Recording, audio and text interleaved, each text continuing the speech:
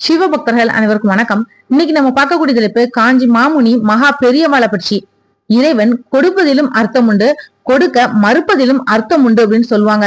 நம்ம வருந்தி வருந்தி கேட்கறது நமக்கு நன்மையை தருமா அப்படின்றத நம்ம தெரிஞ்சுக்க மாட்டோம். அவன் ஒருத்தன் தான் அறிவான். குருவருளும் அப்படிதான். குரு கொடுத்தால் 100 நன்மை, மறுத்தா 200 நன்மை. கீழ்கண்ட சம்பவமும் அதைத்தான் சொல்லுது. இத பத்தி தொடர்ந்து பார்க்கலாம். மகான்கள் மறுப்பதிலும் அனுக்கிரகம்ன்றது உண்டு.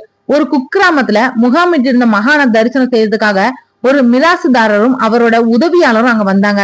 வந்த பக்தர்கள் எல்லார்கிட்டையும் அன்பொழுக பேசி அருள் செய்யக்கூடிய கருணை தெய்வமான காஞ்சி மாமுனி அன்னைக்கு வித்தியாசமா கூட வந்திருக்க உதவியாளர்கிட்ட மட்டுமே கொள்ள பேச்சு பேசினாரு. அழைத்து வந்த எஜமானரை ஒரு வார்த்தை கூட விசாரிக்கவே இல்லை. இது மிராசுதாரருக்கு ரொம்பவே வருத்தமா இருந்தது. அதுக்கான காரணமும் என்னன்னு அவருக்கு புரியல.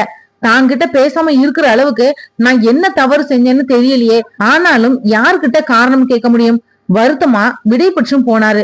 முகாமிட்டு இருந்த இடத்துல இருந்து ரயில் நிலையம் தள்ளி இருந்ததுனால மடத்து வண்டியில அவங்கள கொண்டு போய் விடும்படி உடன் இருந்த தொண்டருக்கு உத்தரவும் போட்டாரு பெரியவா. ரயில் நிலையம் போய் வழி அனுப்பிட்டு வந்த தொண்டரை அழைச்சு வண்டியில போகிறப்போ மிராசுதாரர் என்ன பேசினாரு, தன்னை பற்றி என்ன சொன்னாருன்னு கேட்க அவர் ரொம்ப குறைப்பட்டு கொண்டார். பெரியவா அவர்கிட்ட பேசாதது அவருக்கு ரொம்ப வருத்தமா இருந்துதான். வழியெல்லாம் பெரியவாளை பற்றியே பேசிட்டு இருந்தாரு. எப்பவும் தாங்கிட்ட அன்பாய் பேசக்கூடிய பெரியவா இன்னைக்கு பேசாத காரணம் என்னன்னு எனக்கு புரியல, இந்த சிந்தனையிலே இருந்தாருன்னு சொன்னாரு தொண்டர். உடனேயே பெரியவா எல்லாம் முடிஞ்சு போச்சு, போனதுக்கு அப்புறம் பேச என்ன இருக்கு அப்படின்னு சொல்லிட்டு கிளம்புறாரு. மறுநாள் மாலையிலேயே தந்தி வந்தது. அதுல மிராசுதாரர் இறைவனடி சேர்ந்து விட்டதாகவும் தெரிவிக்கப்பட்டிருந்தது. அதிர்ச்சி அடைந்த மடத்து சிப்பந்திகள் எல்லாருமே பிரமிக்கும்படி மகா பெரியவா சொன்னா, நான் அவனோட நேத்திக்கு பேசாததோட காரணம் கடைசி அவனுக்கு என்னோட நினைவாகவே இருக்கட்டும் அப்படின்றதான்.